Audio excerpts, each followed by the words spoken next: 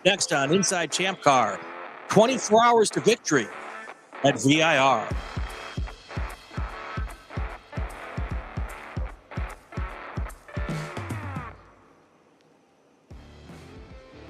Welcome to Inside ChampCar. I'm Brian Belansky. Bill Strong is here with us.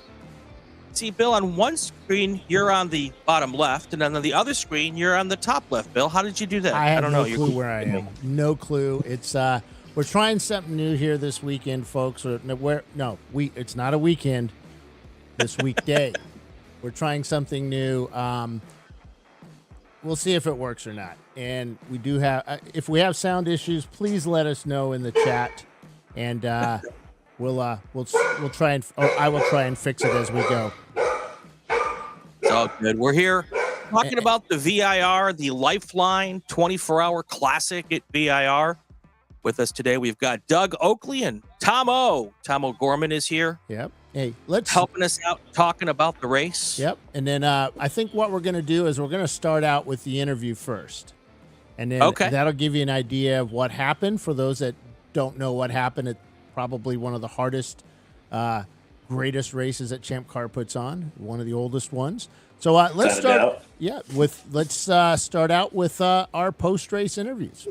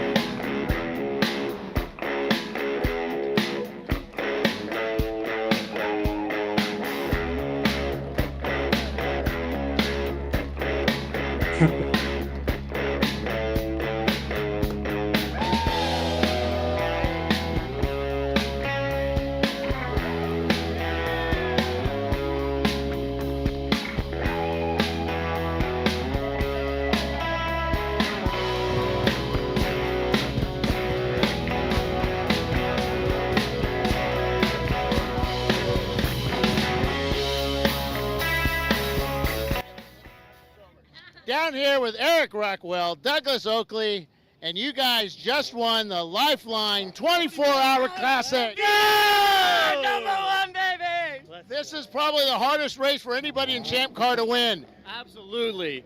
We've been trying this race for 8 years. This is our first race we ran in ChampCar 8 years ago. We said, oh, we can try a 24-hour. Since then, I've been hooked and obsessed with winning this race. So you guys caught a break at the end there, man. What was your feelings when that happened? You know, unfortunately, I knew the only way we could win this race was a little bit of luck. And sometimes the race got to shine on you, and that's what happened to us today. Extremely happy about it. We got a little contact earlier in the day to put us down. You know, race guys give, race guys take away. But in the end, we still got it done. I mean, you brought a full complement of people here to do this race, because it takes it. Absolutely, but of course I want to thank my dad for giving me the opportunity to do all this stuff. My best friend Doug here, you know, as both of us working in the shop building this car together, he gives us both the opportunity to just do this, come here and race together. I also want to thank Bridgestone Tires for supplying the tires for both the number 1 and the 715, and obviously they're the best tires in ChampCar. So who are your drivers today? Oh my God, we have 10 drivers between two cars that everybody rotated between the cars, but I mean, make sure I don't miss anybody. We have John Cohen, Mackenzie Tobla, Nick Fontana, Alex Filsinger, Paul Filsinger, Preston Brown, Alex Rockwell, Eric Rockwell, Doug Oakley, and of course Tom O'Gorman was a real anchor man in this race. And there's a lot of names on there. Yes, absolutely. A lot of people wanted to come and race with us. We had a very long race, so excited to have the opportunity to get everyone here and get everyone on the podium together. So what was the hardest part for you throughout the whole race? When the car, unfortunately we had a contact. We had a fast car. We knew we had a fast car starting with it, and just unfortunately wrong place, wrong time at night. and it took the car out, and we had to fight back from 7 laps down to a very fast, visceral car. We knew that at that point we needed to do a 100% push to try to win this race. When did you know you had it? I never know I have it. I never say until the car crosses the finish line, because I've seen so many races where at the end something happens, just like it happened to Visceral over here. Great guys to race against, absolutely going nail and nail. I don't think I've ever seen a VR 24-hour race closer than this one. I mean, it's always been 20 laps, but we were battling lap for lap. Now, how many noises did you hear in that car? The last 5 laps there, the steering wheel is shook more than I've ever felt. The exhaust is hanging off. The transmission's grinding. But they made it. That's all that matters. And then we rebuild, and then we'll do another one. All right, guys, congratulations. Winner here at the VIR, or Lifeline 24-Hour Classic at VIR. Thank you, Bill. Appreciate it. You always put it on the event for us. All right, man. Your son finally wins the Lifeline 24-Hour Classic. I got to tell you, this is one race we always wanted to win. Always eluded us, such great competition, incredible cars, people are ready. You got to have luck. We did have a little bit of luck in our hands, and our head, my head is off to the competition. It was really, really great. At one point, I was 1, 2, 3 on the track, and I'm glad for Eric. He didn't drive this one; he engineered this one. He stayed on that box, did not go off of it the entire night. He believed in it when we were 6 laps down. He changed the toe link in the car in 6 minutes. We had contact, and that's what took us back. And he's the only one that believed it. Awesome race. I got to tell you, I do a lot of racing. This one ranks almost at the top of them all. This is probably one of the hardest races ChampCar has. Well, we have 8 years that we've been trying here. I came here, the very first ChampCar race that we ever did was here with the Crown Vic 24-hour. We didn't know what we were doing, but we had a great time. I didn't even know we were going to drive through the night. We thought we'd park it and just have a sleep, a dinner, whatever. But then we pushed on through the night, and ever since then I fell in love with this race. So national champion, VIR24 winner, what's next? Oh, I don't know, Bill. Let me enjoy this. All right, man. Congrats. That was awesome. Thank you very much. Thank you very much. Classic.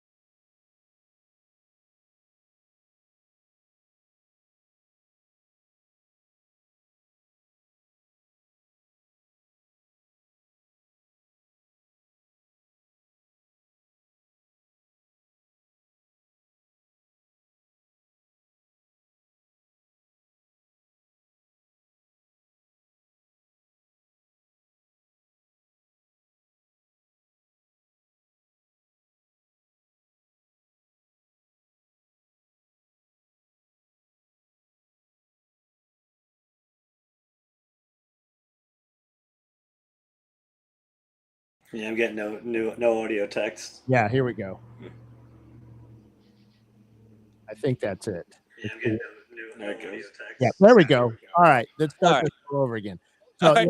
again, Bill Strong's engineering this, and it was very famous for not having sound. So yeah, that would be me. Sorry, guys. All right, we got it. All right, so back to the start.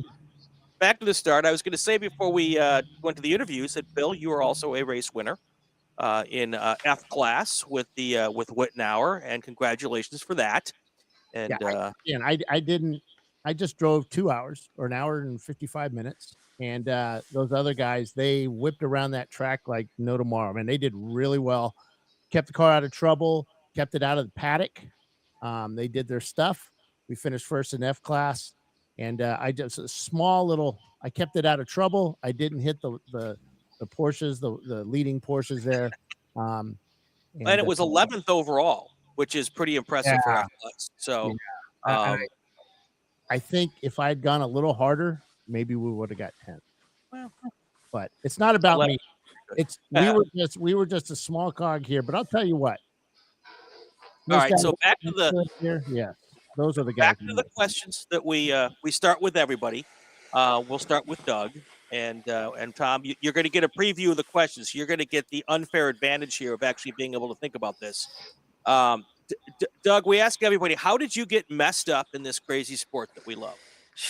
So back in high school, me and Eric had mutual friends through having cars and stuff like that. So I would go over there to their house, and they were working on cars. That was at the time when they had the Crown Vic, and they were doing their first ChampCar stuff. I didn't go to the races with them until a couple years. So me and Eric started getting closer friends. I started just helping them crew and stuff like that, and just going to the shop all the time, helping them. And then eventually, after I think 2019 VIR24, when I went with them, we went to a track day, and they let me hop in the Miata. And I did that track day, and it was I fell in love with driving on track. And then it cycled through the Mustangs. We rated in endurance stuff, and then we always got back into the 24 every year. And then, that kind of just cycled down the line. Now we're doing IMSA. I do kind of all the work on the Audis and stuff like that for them. And the crew chief for the 10 car and the 15. And, we just won the 24 VAR. So that was fun. Yeah, absolutely. All right, Tom, the question. How did you get mixed up with all of this? Well, I grew up in Ohio, and my dad was a race fan since before I was born. And he started taking me to Mid-Ohio as a spectator when I was in diapers. And we were always like on the fence for every spectator race. It was just our like father-son thing. But we were never participants until I think I was like 14 maybe. And my dad found autocross through my cousin, who 10 years older than me. He started doing it on his own. We kind of knew like Sean did something with his MR2, but we didn't really know what it was until we finally went and saw it. Like, oh, this is cool. And my dad just got a Miata around that same time. I couldn't drive for the first year until I was about 15, but when we started driving together, it was just like my thing. It was the thing that I loved the most. It was something that I had been, all I ever had before that was Hot Wheels and slot cars and racing games, and it was just everything led up to that. Like, now I'm a participant, and it just snowballed. So I did about 7-8 years of hardcore autocrossing through like up to nationals. And then when I won my first national championship, I was like, I need to try something more, or I'm going to just do this the rest of my life. And I bought, not to make it sound too easy, but I bought a road race car and started road racing with SCCA. And then really quickly ended up getting a chance to crowdfund campaign and go pro racing in Pirelli World Challenge in 2015. Got in with Honda. I raced for Honda up until COVID. And then ever since, I've been kind of making my living driver coaching and trying to stay in cars and around motorsports as much as I can. Now, Tom, you mentioned something just in that. You said MR2. Who was Sean? Sean O'Gorman, my cousin. Oh, okay. So you know him? Maybe the name. So your last name always sounded familiar, and I ran like the largest MR2 club in the world. Yeah, and MR2 OC, and pretty much anybody that raced visited it once or twice. So yeah, that okay. MR2 is good. Good start. You said the magic words, Tom. When you said MR2, Bill lit up like, oh my God, an MR2 guy. Well, he had like it was an NA with a T-top, so it was red. That was his E-stock car at the time. And then I actually did my first autocross nationals in an MR2 as well, like a yellow slick top version. It was awesome. Well, it's funny because there's a Ford driver. What's his name? Jimmy or Johnson. Gosh darn it, forget his name now. Runs in pretty much everything at the top end in Ford. But yeah, this guy, darn it, cannot think of his name right now. Old guy thing just started up. But yeah, he's a MR2 guy as well. A lot of them have started up with MR2s because I guess it's the kind of the right platform, fairly cheap to race, and very quick, especially with autocrossing. But now did that MR2 experience translate over to what you're driving now with Rockwell, which is the Boxster? It's honestly not that far off because they're kind of 90s mid-engine type cars.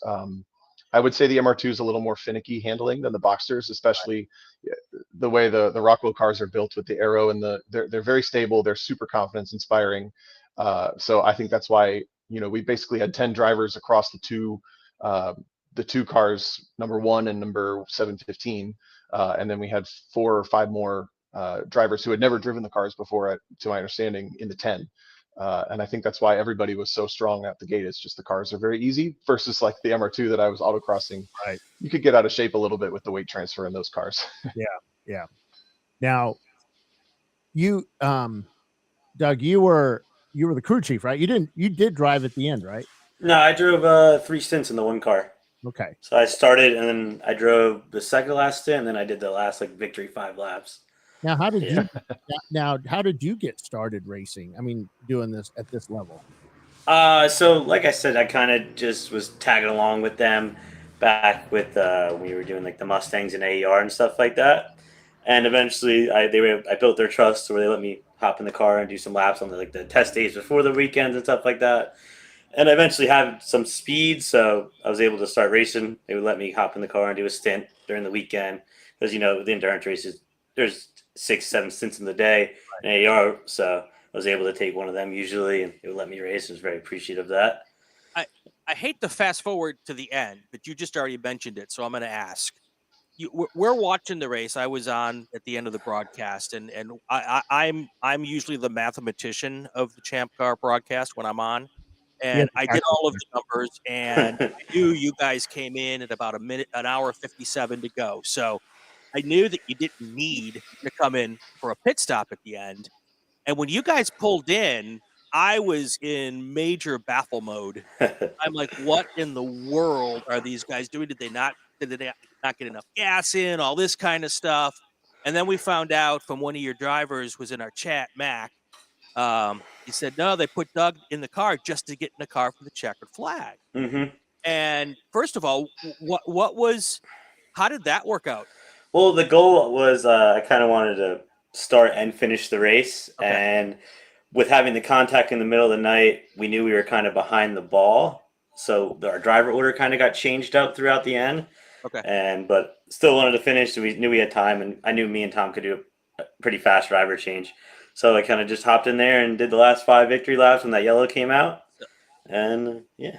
So everybody needs to go back to the broadcast. We had the in-car video as you were crossing. I have never, well, not never. It was so cool to see how excited you were coming across the line, fist pumping and cheering for everybody. It was really cool to see. So yeah, it was awesome, especially in the middle of the night when we were 7 laps back. Right. And I kind of thought it was over at that point,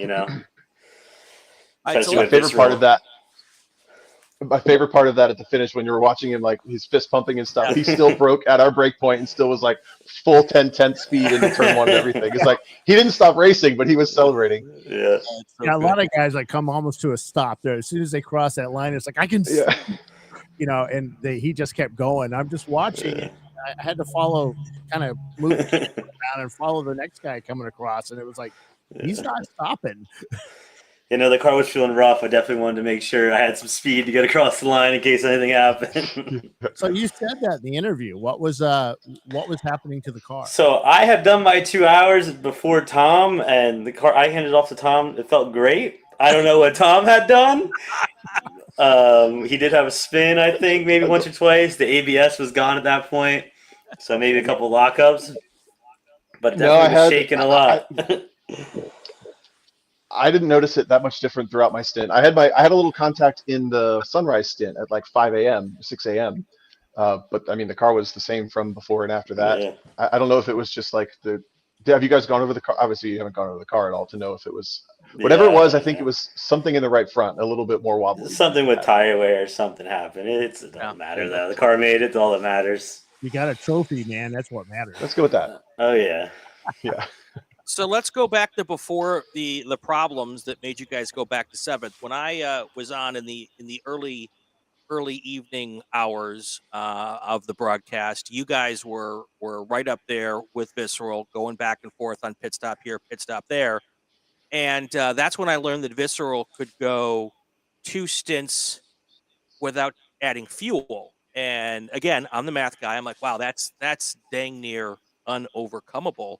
And I was really kind of figuring where this was all going to play out. And then I weaseled out, took a nap for a couple of hours, and came back for the final 2 hours, and then you guys were behind. So what happened to get you 7 laps down? And then tell us a little bit about how you guys had to, go through to get that car back on the racetrack. Well, so the race started off really good. Me and Tom started. I started in the 1. Tom started in the 715. I was told we were starting 70th. I kind of think we started more like 50th. But at the end of the stint, me and Tom just stayed together the whole entire 2 hours in my car. And we ended up getting, I think, the 4th and 5th at the end of our stints. So it was a good opening stint. And then we put another Mac in the car. And he was able to drive to the lead. He's a phenomenal driver. He's super fast.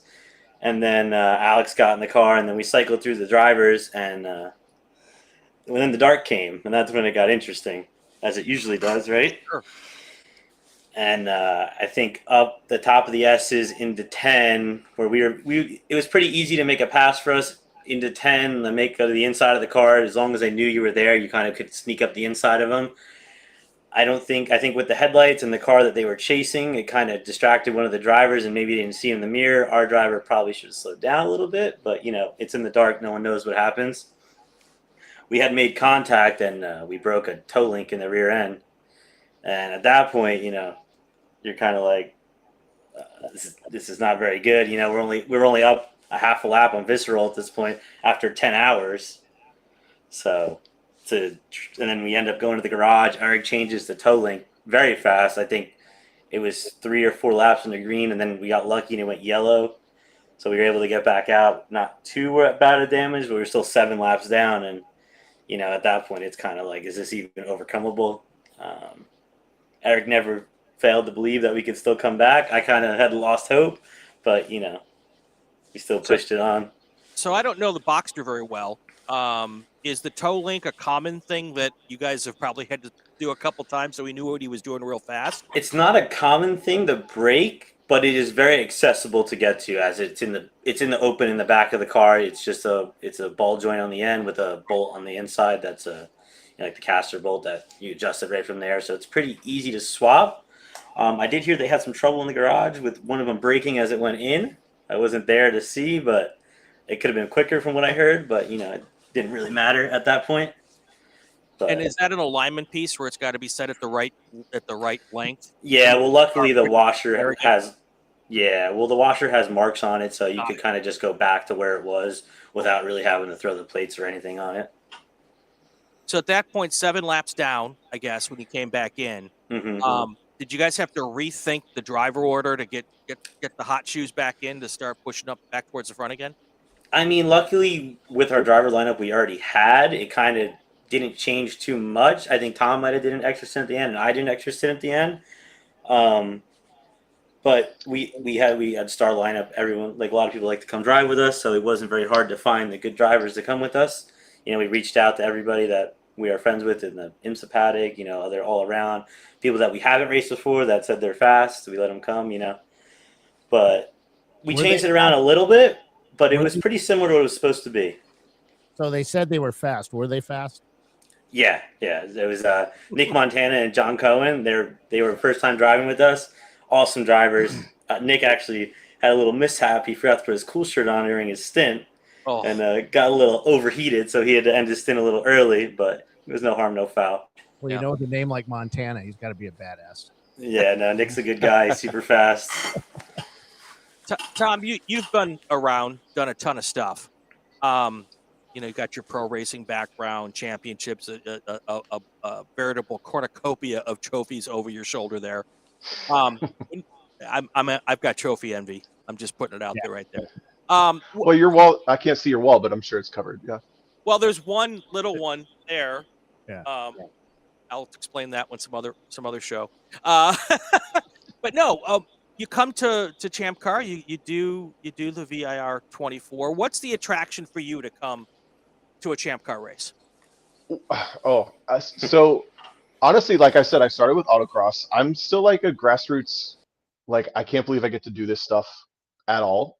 Like I just love it so much. So like there may be some illusion that I'm a professional race car driver that I make time for ChampCar or something. But like if someone's like, come race ChampCar, come race any series, like you give me keys to something, I'm going to come drive it. And I don't really get the chance. I got to do pro racing kind of a weird roundabout way with getting in with Honda. And ever since that ended during COVID, to be honest, Rockwell is really the only team that has sort of stayed in touch with me. And I didn't do a great job of building my network to stay in touch with other teams. So all that to say, like, for them to offer me, like I got to race Daytona with them earlier this year in the TCR cars. The car that I was driving actually ended up getting taken out of the race before I got to race it in that race. So as kind of like a consolation, like they felt bad, like you didn't get to race in the IMSA race. So if you want to come race the ChampCar race at the championships the following weekend at Road Atlanta, like come on down, we'll get you a stint in that car. And of course I'm like, heck yeah, I'm going to do that. So we go down, and originally I was going to do one stint, and then we got kind of behind the 8 ball in that race, and they ended up throwing me in the car. I think I did about 6.5 hours of that 14-hour race in the one car when we won. And that was like just the coolest thing ever. Like we didn't really expect, I didn't expect to drive a whole lot, but I expected that the team was going to do super well. Like Doug said, all the drivers are always very fast. So to me, honestly, this race was the part that I was most nervous about was the potential that might happen again. Like, hey, we're behind the 8 ball a little bit. Like you're going to drive more than you expected. So originally I was supposed to start the 7:15 and do the 2 a.m. stint in the 1, and that was it. And then when we got a little behind because of the contact and the incident with the 1, I ended up doing 3 stints in that car. And I did an additional stint in the 7:15. So I did 6 stints total this race. And with how hot it was, and I don't have a cool shirt, so all that was like just make sure that you're physically capable of staying in the car and hydrated and have energy. And like I slept 2 hours, but that's more than most of these other guys slept to make the cars run. And it was just like a blast. I don't know. It's, to me, this is just as cool as the IMSA race in most ways. So wait a second. You did 10 hours between the 2 cars without a cool suit? Oh yeah, no cool suit. So Bill did 2 hours and was cramping for the next 48 hours. No. Yeah. Wait a second. So when I drove, I don't wear a cool shirt. I wear the Valero, the underwear that's like a cool shirt. It works really well. But my issue was mainly because of the Saturday night, not the stint itself, but after that, my work regime with the lack of eating and drinking and sleeping, and probably 8 cups of coffee, that probably didn't help me either. So, yeah, that'll dehydrate you. Yeah. Well, the show had to go on. So right. So what's it like though to do 10 hours in? Yeah. I don't think the temps ever got below, even at night. I don't think they got much below 80 degrees or so, and the humidity was way up there. The dew point was high. That must have been exciting.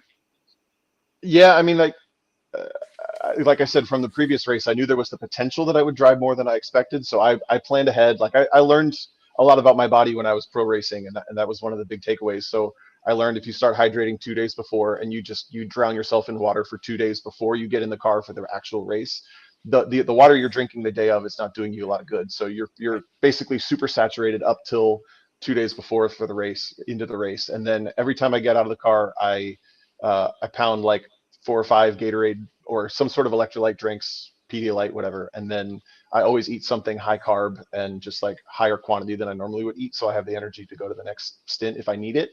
And then it kind of worked. Luckily, I got the sunset stint, the middle of the night stint, and the sunrise stint. So I got 3 of those 5 were kind of in a more peaceful, cooler environment. Yeah.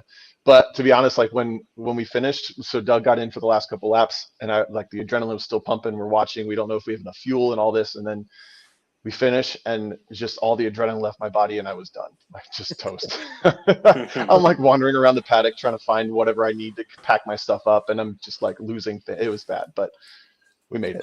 And we've talked about this, Bill and I, on multiple shows about when we have these longer races, especially the summer races, how it's really important to know your body and do the right things leading up to it. So all the preaching Bill and I have done, folks, it's not for naught. We actually kind of once in a while know what we're talking about. So it's just a good case study on how to get through that kind of a situation. So really cool. Now, Tom. And I will say go ahead. Go ahead. No, you finish yours and I'll ask my question. I was just going to say we had 4 or 5 like I don't know, maybe I wasn't there the whole time, so Doug can maybe add to this, but we had 5 guys run the pit stops and everything. Yeah, it was 4 of them. And then we Eric had Rockwell ran the strategy. Yeah. I don't think Eric drove.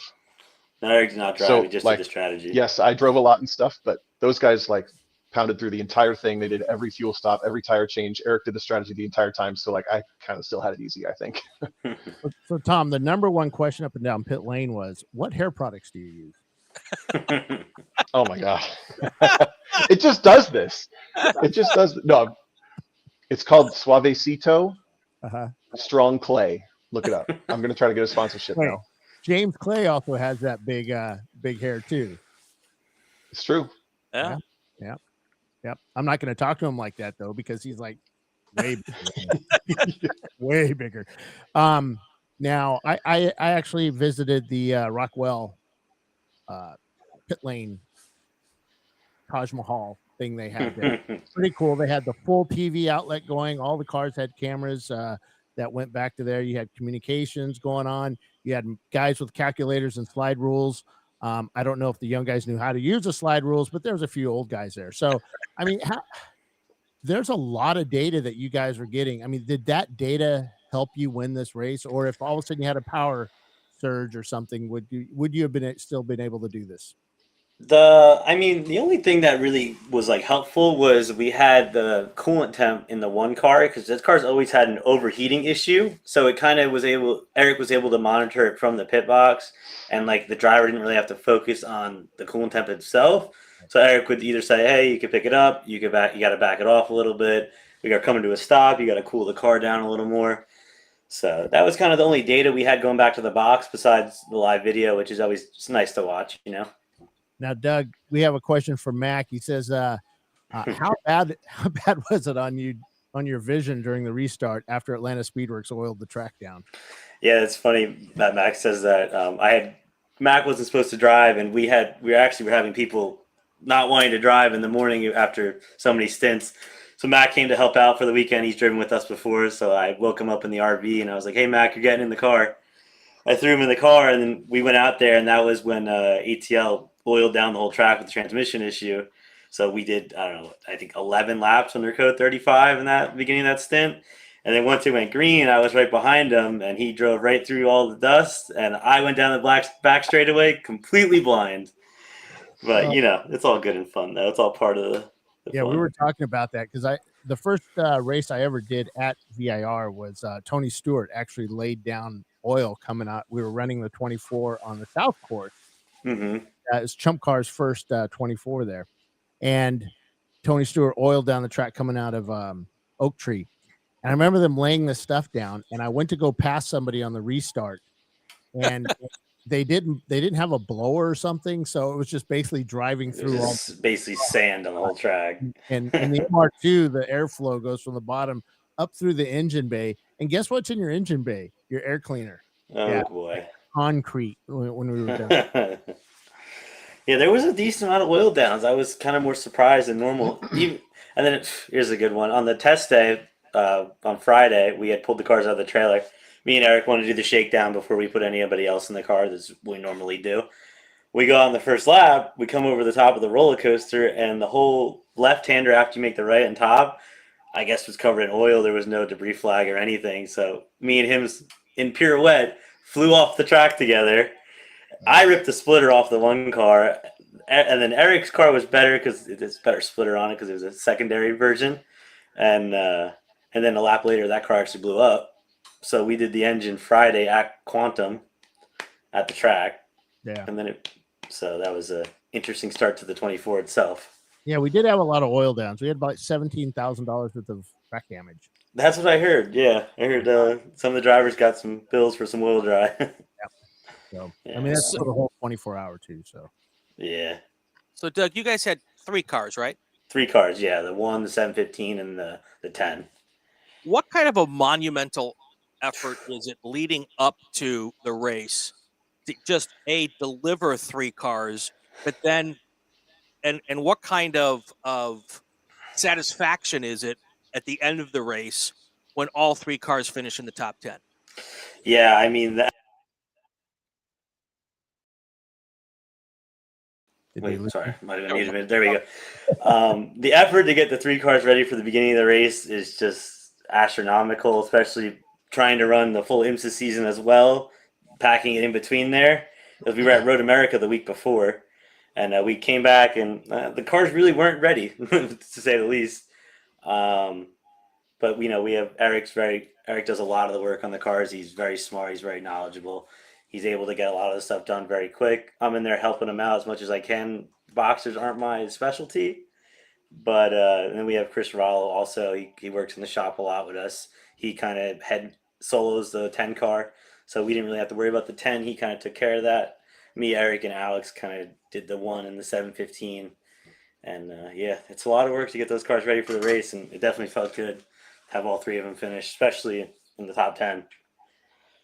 Yeah, I really thought when you guys came in for the pit stop that maybe you were trying to get all 3 cars lined up for that beautiful photo at the end. We had thought about it, but we didn't want to really take any chances at that point. We had overcome already this huge detrimental in the beginning of the middle of the race that let's just finish this thing out and make sure it happens. I mean, all it takes is somebody just to tap your bumper. It hits the wheel, breaks the tow arm, something like that. Yeah. So it was just like, let me go. I went out there for the last 5 laps. I think I was 15 seconds off our normal pace. It was just cruise the car to the home, get that race over with and win. Did you guys know that Visceral, that we haven't seen the interview yet, but Juan actually talks about Visceral, and with you guys going back and forth, you used up a lot of his fuel, or you made him use up a lot of it. Yeah, I definitely know that car can go a decent amount on fuel. I think it's like close to 3 hours. That's why they do very well in those odd hour races, because they're able to save a fuel stop, and they usually win. It's like, but Visceral's so fast. They're very fast. That car is really good. In the first 10 hours, I think we only gained like 40 seconds on them. So when we saw it was 7 laps, it was kind of like, I don't know, this is going to happen. But, we all pushed through the night. Tom drove super hard through the night. Mac drove hard. I drove hard. And we were able to bring back a lot of the laps on pace alone. And then I was in the morning stint when they had I don't know what happened. They had a fuel line break or something like that. Yeah. And they had to go behind the wall. And at that point, I was pushing full out as far as the car can go. There was no mercy at that point. It was just, we got to drive as fast as we can. Yeah, they got black flagged for, I think, a vent line. Yeah, and then I heard Eric comes over the radio that car's behind the wall. He's like, stay pushing. We don't know what's going to happen. So I'm pushing. And then I actually, when we were about to make the pass, I guess it would be, I had seen them coming out of the paddock on the pit lane. So I knew it was good. And then, went around, and then I think then they got black flags. So then I was ended up being behind them. I didn't pass them because I didn't want to, there was no reason to. So we just drove around and, handed the car off to Tom. They took a chance on the entry back into the pit lane and kind of got caught out on that. So was it speeding in the pits or something like that? I heard might have been. I don't know. Well, not necessarily speeding down the pit lane, but the way they entered from the cold staging area. Yeah, the false grid. The false grid, because it's only the second year we've done that one. So came back, and he didn't. I guess there's a corner worker there. And they let you on and off the track. Yeah.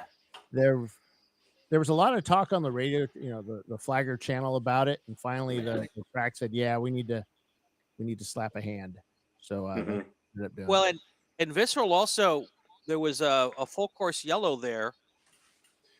2 hours to go when you guys came in, and they chose not to. And I asked them that question. Okay, so yeah, and what did they say? Basically, he had it down. He knew what he had to do and where he had to do it. And the way we were thinking wasn't the way he was thinking. So right, because if he had come in there, they had to do another stop with about 40 minutes to go, just because they had to make a driver change. And I think that may have been really the difference in the end. And they had a problem in the last couple laps too, where they pulled in. I don't know what the situation was. That was the black flag. Yeah, that was black flag. Okay. Well, maybe that's why that stop under the full course, they wouldn't have gotten caught speeding. Right. And agreed. Yeah.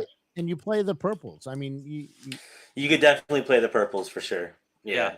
And that's how we ended up. So when I Yeah. got in at midnight, I think we were 4 laps down when I got in at midnight. When I got in at 6 a.m., I think we were just under 3, like it was ticking between 2 and 3. And when I got out of that stint, it was going to be me, Doug, me, and then Doug for the finish if we could, right? So it was, I think when I got out of that stint, it was a lap and a half, and Doug was in, and we were trying to catch him. Purple comes out. We know that they take this pit stop, but then as soon as they come in the pit lane, it goes back to green.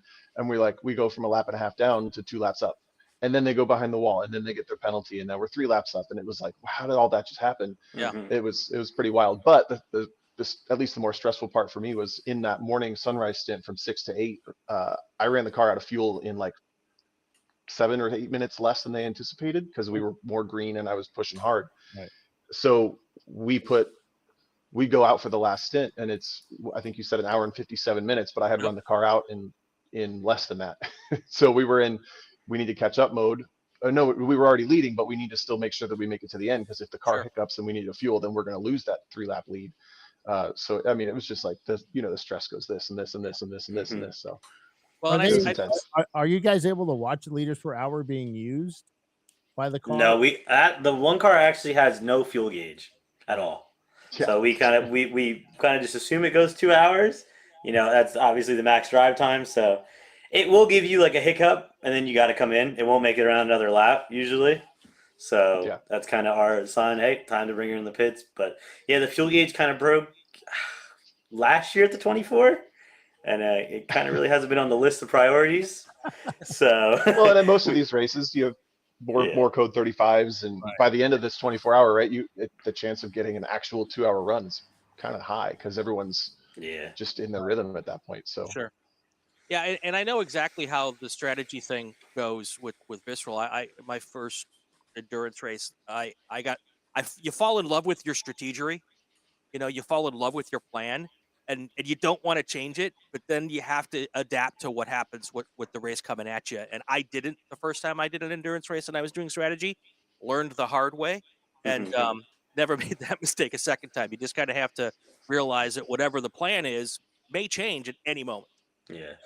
Especially with not having a pace car to get laps back like it used to be. With the code 35 now, it's kind of you could definitely play the code 35 to work your way back, but you got to watch that you're not going too early, because then you're going to run yourself into a bottleneck of needing too many stops. So yeah, it's by having the code 35, I hadn't thought about that. It kind of makes it almost a lot more old school, because there's not that option to catch a lap back. You don't get to catch up a whole lap when you go full course yellow. You really have to drive the car back to the lead if you lose some time, right? Yeah. Well, luckily at VIR, the lap time being under code 35, it was about 5.5 minutes. You could pretty much do a fuel stop under purple and not lose a lap. That's big. If you're able to get in under purple and not lose a lap, and then the other team goes in under green, you could get 2 laps right there, as long as you timed it right. So what you're saying is we should increase the pit stop time once that fuel cap comes off to 10 minutes. I think we should bring back the safety car and make these races tighter. I mean, if we didn't break, and I think, go ahead. Yeah, I'd like to go back to just having quick fuel stops, but no, the safety thing, I understand it how it is and everything. That makes sense, though. Yeah, splash and dash. Then you get drivers rushing out of the pits, not putting their belts on right and stuff like that. There are drivers out there who may be their first time on track. Yep. You definitely don't want them going out there with loose belts and having to figure it out on track. Yeah. It makes sense. Yeah, we discovered that, it's true. But you have these guys that, build up that resume a bit more than it really should have. And they get out there and you find out, they weren't really. Yeah, exactly. Mr. TCI or you, whatever. But it's a great series because it's so welcoming to everybody. We're there doing it at the top of the spectrum, and then you got guys that are down lower and they're having just as much fun, and we're having just as much fun. That's the. It was interesting to me because just to that point, the issues that caused the code 35s were primarily oil downs and mechanicals. There was everyone kept pretty clean throughout the race, and especially with the drastic speed differentials between the front runners and the 50, 60th cars back. Yeah. And I wasn't there for the whole race, but the parts the 7 hours I was calling, it was more mechanical oil down stuff than anything else. Yeah, I really didn't see too many crashes. I was in the car 6 hours of the race. Tom was in there, I think 8 or 10, and I don't really see too many crashes compared to like Road Atlanta, where I definitely seen a few cars get smashed up during my stints. Who was Who was in the car during the big wreck at like 11 a.m. or whatever, going into Oak Tree or up there somewhere? There's a huge wreck. There's cars everywhere. Nobody? You would know. You would remember it. I don't remember that one. Yeah, I don't know. I'm not sure. It's 11 a.m. seems like it would be 11 p.m. I'm sorry, 11 p.m. 11 p.m. Oh. Are you talking about the Boxster with all the front damage? No, there was I want to say Betty White was like sideways somewhere. Yeah, I heard they were actually in the garage next to us. The driver was telling me about that. He had went through the S's and the car just broke out on him, and he just spun out up the hill. Yeah, and I think the car next to him hit the wall or something like that. And there were probably 20 cars right behind him, and Visceral. So funny, Steve Sawicki, who we've had on our show, used to drive for Visceral, and he's the guy that got Visceral's car upside down, and some other issues. And Steve's driving a Miata, and went up there and just saw all these cars all over the place, hit the brakes, cars spun around, and he just watched himself backing in towards Visceral. It's like, no, but didn't hit anybody, but it was like, yeah. And then somebody lost a door too. And Mac is saying that they ran over a door. Yeah, I heard from the 715 car that a door flew off and it bounced right off the hood and over the top of the cage. Well, it was a passenger door. I think it was a door skin, right? Or something like that. Unless they were opening up the passenger door to help get the driver in and out. I'm like, why is the passenger door? Run those doors that you pull out. You can open it completely and you pull it off to make easy access when you're working on, which is really cool.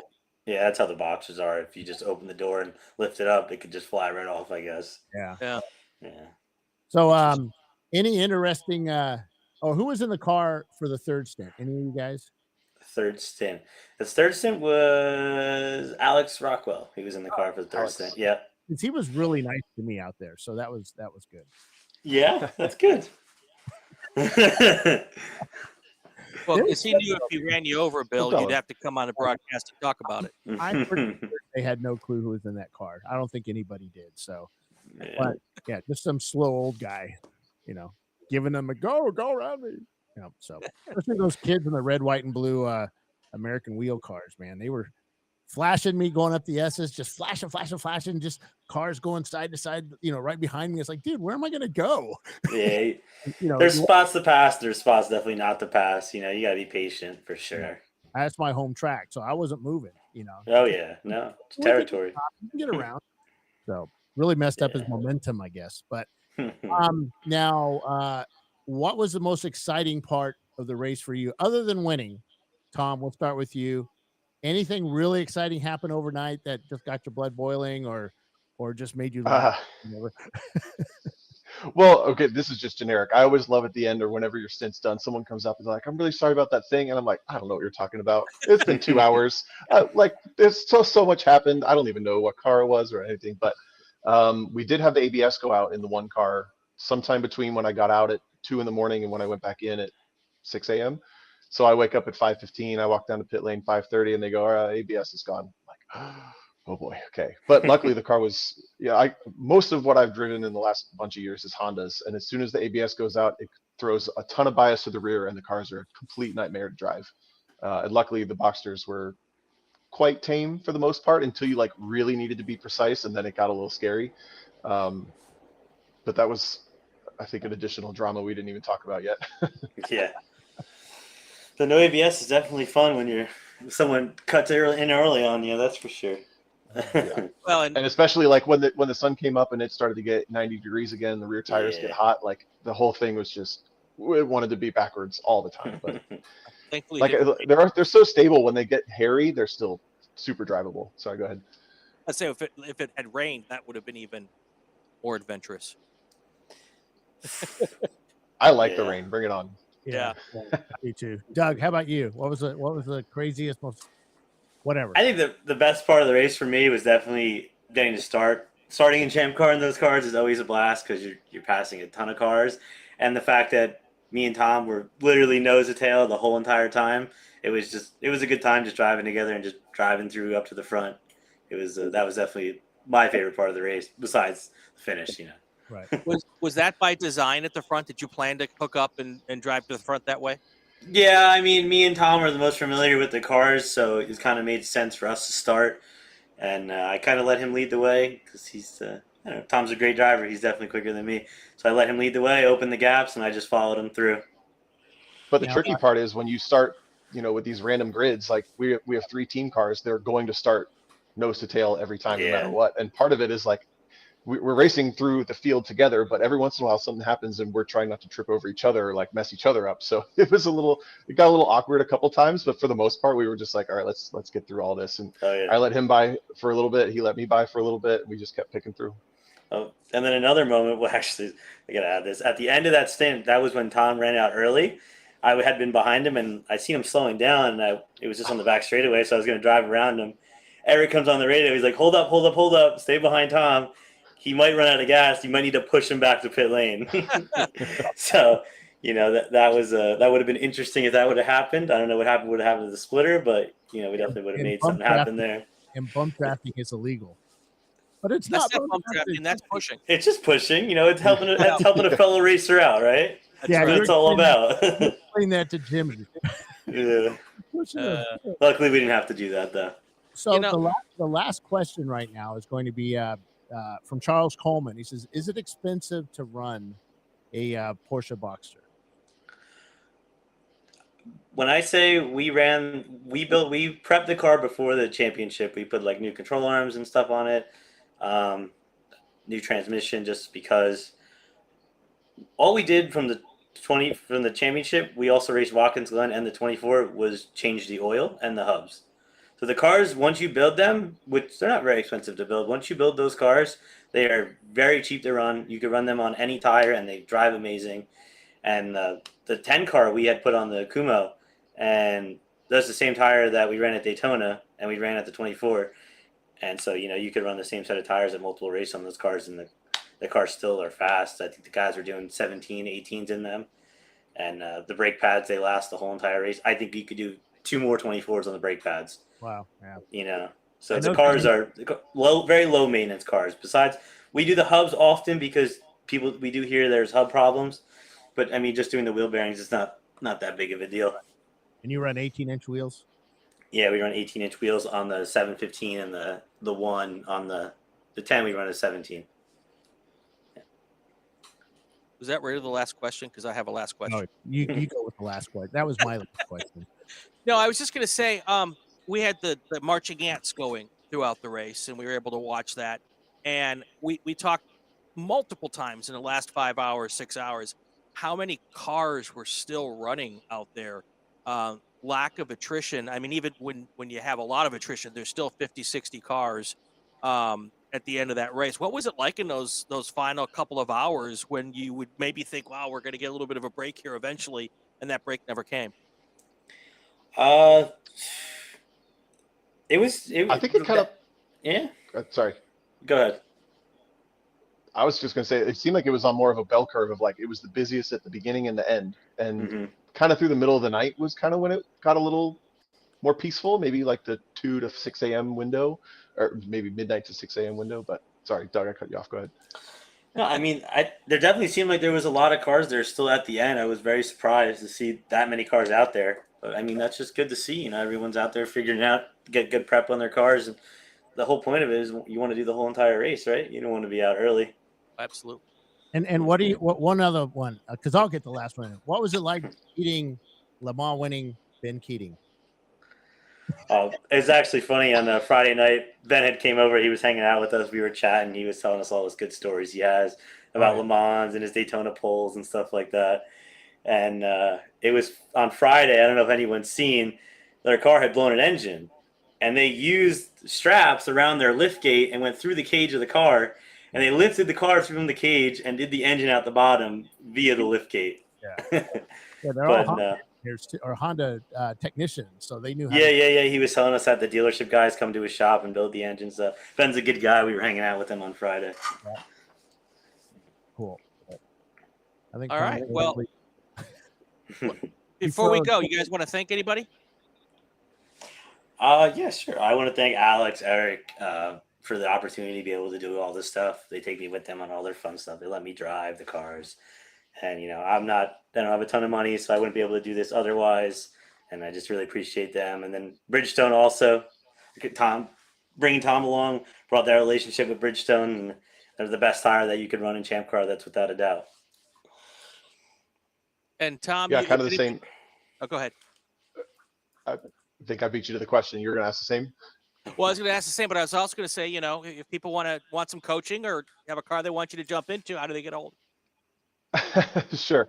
No, I mean, a definitely big thank you to Rockwell because, like I said, they're kind of the only team that really stayed in touch with me. I think they've given me a lot of opportunity just to come join and hang out. And I don't know if they even said this or maybe people know the story, but this is kind of the race they started with back 7 years ago with that cop car. And yeah, it's an IMSA team now, and they've gone through all the levels of motorsports. But you could tell how special it was when we won this year, and they finished third before and finished fourth before. It's like we want to win, and when we won, it was like you could tell it was this really special moment for coming over almost a decade, like really working this hard to get to that point. But and then definitely Bridgestone. I mean, we ran the RE71 RS, which is the fastest tire you can buy right now, but it also ran for over 8 hours on our two of our cars, 3 stints in a row, like 8 hours, 8 hours, 8 hours. So I see people still running like the old stuff that lasts forever. Get some new stuff that lasts forever because it's good. And yeah, I do private driver coaching, and if I hope I get to race with Rockwell as often as I can, but if there's another one that they're not going to, I always happy to come throw my helmet on and be a part of a team. Cool. Awesome. Gentlemen, thank you. Good luck. What's up next for you guys? Where are you going to be at next? We are at IMSA VIR in 2 weeks. We'll be back at VIR. Hopefully it's a little cooler out then, but who knows about that? But yeah, that's next for us on the schedule. I think, Tom, we're Grid Life, right? Lime Rock? Yeah, I'm headed to Lime Rock tomorrow for Grid Life. This is my first time racing again this year. The car I won the championship in last year. So that'll be all live streamed if you want to watch some more racing this weekend. You can bounce between IMSA and IMSA's not this weekend, so you can just watch Grid Life this weekend. ChampCar's do it Gingerman, but I'm only doing the March and Ants. I'm not doing a proper show because the guys need to sleep still. So. Sure. Still weekend recovery. Yeah. All right. Thank you guys for joining us here, and congratulations on your national championship and the Lifeline 24-hour classic at VIR. That was just epic, man. Thank you so much, Bill. Thank you, Brian. Absolutely. You guys take care. Thank you, guys. You guys have a good night. You too. All right. Let's see if I can. There we go.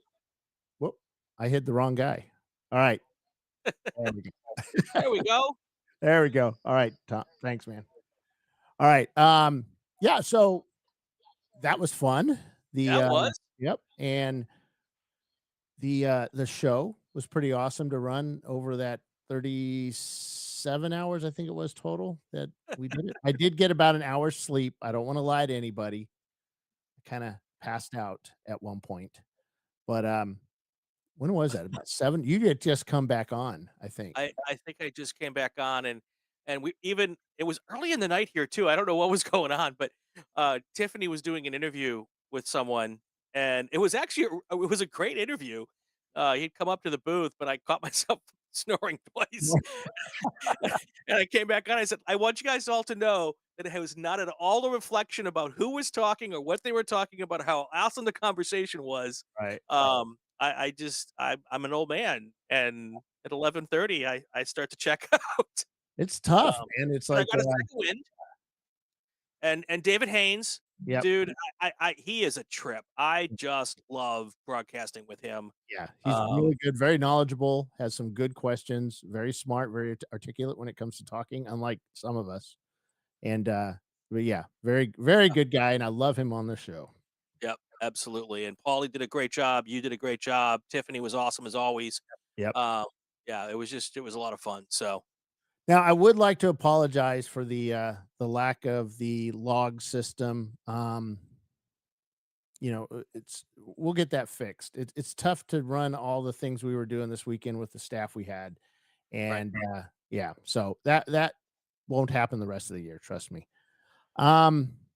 We want to listen to the rest of the interview. So let me see if we can do this without, we're going to talk to Visceral Racing, and let me see if I can get this done. Don't go anywhere. When we're back with this, we're going to have a little bit more to talk about.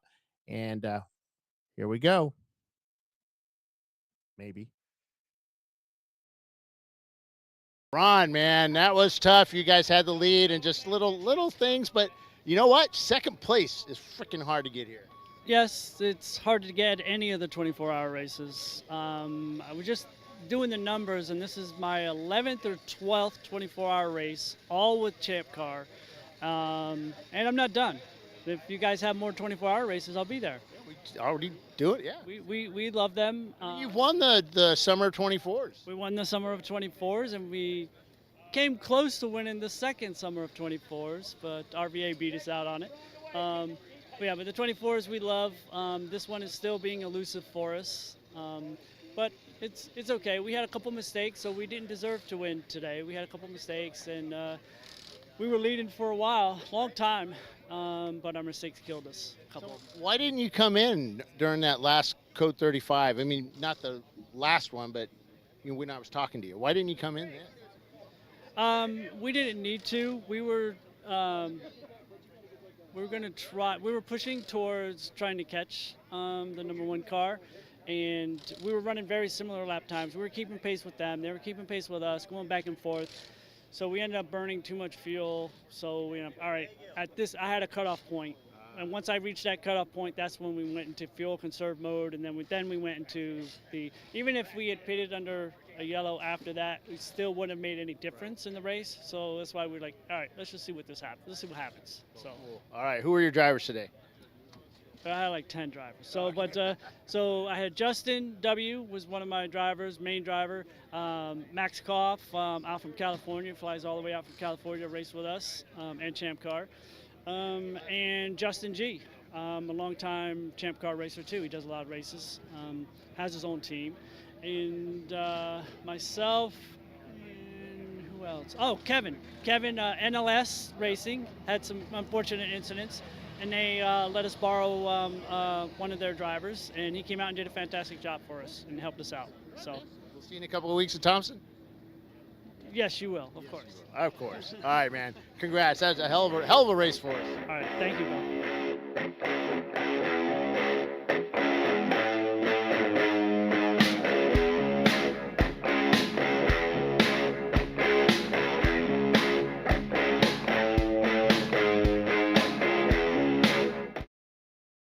And we are back. We are back. So, like, subscribe, by the way. Yeah. I like the little graphics we got going on there. Yep. Good stuff. Got to figure out how to do that. Separate us a bit there. Next time I'll figure that out. Hey, so lots going on. I head out to Gingerman tomorrow. I'm gonna go about halfway. I think I'm gonna get to Dayton tomorrow afternoon, and then arrive somewhere around lunchtime. And we'll SCCA's got something going on at Gingerman tomorrow, so Jimmy and I will get a head start after they're done. Yeah, and we'll start setting up Flagtronics, so we're ready to go on Friday. The track day on Friday. Move in for ChampCar, and then we do an 8 and 7 hour at Gingerman. We still have some open spaces, so if you on the fence about it, come on out, have some fun with us. Gingerman's a great little track to race at, and it's lots of runoff there too, which makes it extremely. You can really test some stuff out, test your driving out too. Sure. So, but yeah, we got Gingerman. Then the following week, we're headed to Thompson Speedway. And that one is really, we're up to 45 cars the last I looked. We might be up to a lot of people love Thompson. Yeah. So yeah, it's a fun track. I've driven it with a pace car. I kind of at not speed, but I was quick. Right. So it should be pretty fun. And then I don't know where we go. Oh, Mid Ohio after that one, I think.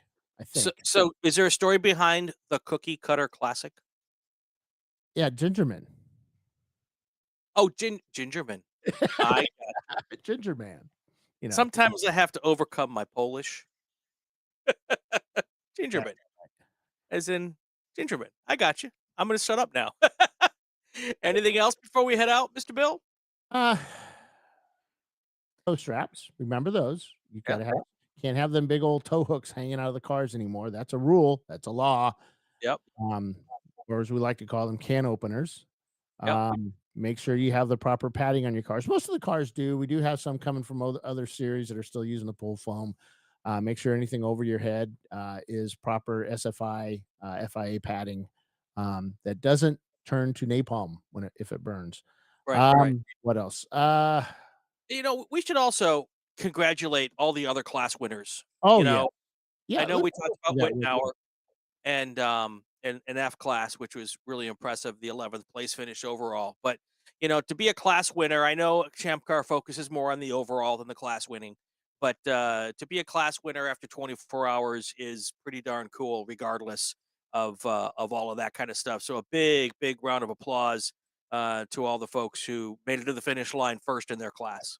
I mean, everybody, I would say everybody that finished the race, because that is one of the 24 at VIR is one of the hardest races to go to. Dark, it's hot, it can be cold, it can be foggy, it can be rainy, and I'm going back to the beginning of our 24s there. We have a date for next year. We're going back doing another 24, so it's back on the not back on it's on the calendar. Never left it, but it's put it on your calendar. You got to do it. You got to do it more than once because you're going to fail the first time. You got to go back and just keep trying until you do it. Just look at Rockwell. I mean, they failed and failed and failed. Took them a long time, but they finally won it. So, do I know the date for? Yes, I do, but I can't say it. Trying to trick me. I do know where the national championship is, but again, I can't say anything. I don't even know the answers to those questions. Because Bill knows I can't keep a secret. So I know a bunch of stuff. We had our meeting, so don't be an IMSA weekend.